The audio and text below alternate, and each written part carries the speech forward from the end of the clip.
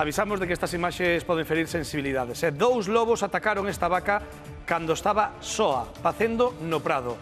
É a última vítima que rexistra Antonio, un gandeiro de Carral. Aí vedes hoxe o camión retirando pois o corpo desta vaca. Ele e o seu irmán teñen unha explotación de case 200 vacas. O animal atacado estaba fora no prado soa porque se estaba recuperando despois de parir había tan só 2 días.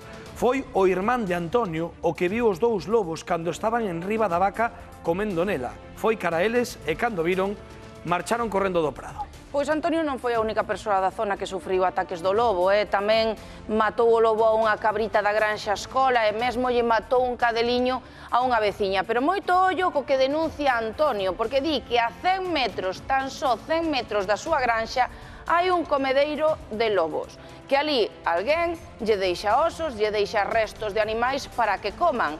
Pero claro, o estar tan preto da granxa de Antonio, se o lobo se queda con fame, valle matar os seus animais. Di que eso non é un método, porque se a xente o fai para escorrentar o lobo das súas granxas, Antonio segue sendo damnificado. A presenza do lobo lévaos polo camiño da amargura, isto é o que denuncian veciños e gandeiros de Taromuño, no concello de Carral. O último ataque esta mesma semana. Antonio, estamos ao carón desta vaca morta que ti denuncias na túa gandeiría de Carral, que foi por obra dun par de lobos. Sí. Foi o lunes pola mañá, cando chegamos, vimos-la, vimos meu irmán dos lobos. Os axentes certifican que foi o ataque do lobo. Sí, certificaron que foi o ataque de lobo. A vaca botámola fora o sábado para que pastara fora. E o lunes pola mañá, cando chegamos, xa na vimos. Falamos dunha vaca recén parida.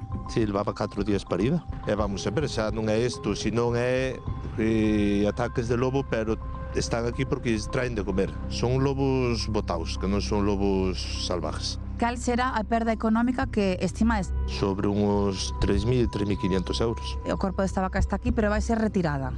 Sí, vai ser retirada por unha empresa xa gestora desto. Eles, o lobo é moi fino, quere comida fresca. Antonio, estás nos levando a un punto aquí no monte, moi perto da túa gandeiría, onde vemos restos de animais. Isto que é?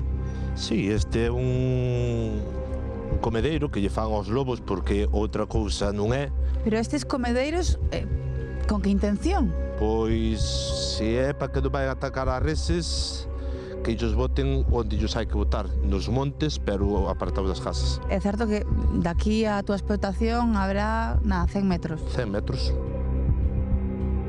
Estamos, Gustavo, na túa granxa Escola, aquí en Taramuño, e vos tamén denunciades o ataque do lobo. Que pasou? Un día pola mañán faltaba unha das cabras que máis cariño teníamos, non topaba, e de repente, claro, a vi totalmente devorada, quedaba o esqueleto totalmente amasacrada, non? Outro día, a miña filla, con 12 anos, pois iba con un poni facendo un paseo e encontrou o macho, pero a 3 metros dela, subindo en un valado, non? Entón, claro, ten medo. Incluso un veciño de un pueblo de al lado iba con o perro e saliu un lobo da maleza e devorou o can delante del. Falamos do lobo, o lobo é unha especie protegida, un animal necesario. Como é posible a coexistencia? Que os lobos se vuelvan a alejar das poblacións e obviamente eu estou a favor do lobo, pero a favor do lobo en su sitio.